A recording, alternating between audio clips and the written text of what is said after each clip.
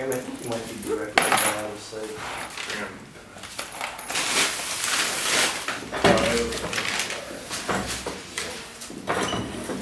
So this.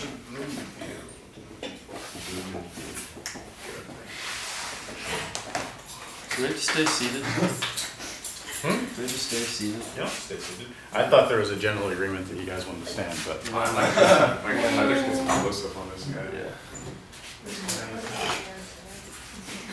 Okay, we're the only one that's Well, don't block his presentation. Can he present it? But sit while I'd like to. Sit while he presents. Do I start? I can't, yes, you start. These boxes are really dark, by the way. Okay, so this is called science exclamation point because I had this, like, this started last year, this interest in, like, I guess in my time studio class, I got this interest in, like, combining science and art together, and these don't directly, like, feel scientific, I guess, but, I have, like, out in Doswell where my parents live, we have this, like, there's a dump, and they have this, what are those toilets called? Porta-johns, only it doesn't have a toilet in it, it's just filled with books. And I always got, like, used to, like, go in there and get books, like, they were free books that they had. And a lot of them was, like, one of them was, like, this huge science, like, book series. And it was just all these, like, weird pictures of these animals and different, like, objects that they photographed, and it would just have, like, labels on things. So that was kind of my influence for these pictures, and this kind of started last year.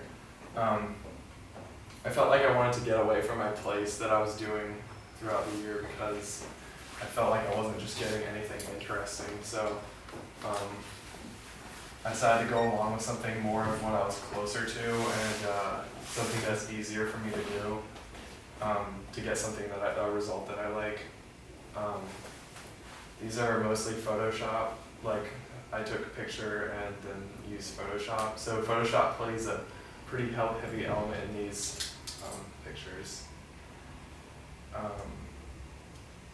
I decided to keep, I knew that they were going to have the white borders around them because that's how I wanted them to be in a book. And I eventually want to take a really massive amount of pictures like these and just a really massive book, and eventually be able to create like a book if like in some sort of sculpture class or something I take. As far as the specific pictures go, I have obviously a dead squirrel, and I've got skin shapes, and there are pieces of my skin that I put into different kind of geometric shapes that kind of correspond with the squirrel, the pictures of the squirrel. I kind of always like this idea of like creating landscapes with skin and just creating weird things with skin, so because I think skin is a really interesting texture, and it always complements like other textures really well, I think, like other natural textures. I was saying, I just saw like kind of like the matching between each image, between the skin one and the squirrel. And I like how grotesque the pictures are, and not the squirrel pictures literally, but I also find these bottom ones kind of gross too. So that's what I kind of wanted to go for, was like science and gross, and that's about it. Feel free to clap if you want. Holding the skin on the bottom, like it's really big, that's first. So yeah, I definitely wanted to do something more graphic and poppy this time around. Are there any questions? Any reason you did like a gray background as opposed to just pure white? It actually was white, but it was too. I didn't like. I wanted to have this border around, like people to be able to tell if there was a border around the side.